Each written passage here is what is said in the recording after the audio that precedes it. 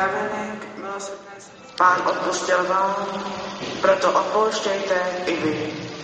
A nad to, nade všechno, mějte lásku, vládne Kristův pokoj. K němu jste byli povoláni v jednom těle. Buďte štěstí, zpívejte Bohu z celého srdce žalmy, chválospěvy a duchovní písně. Cokoliv mluvíte nebo děkujte Bohu Otci.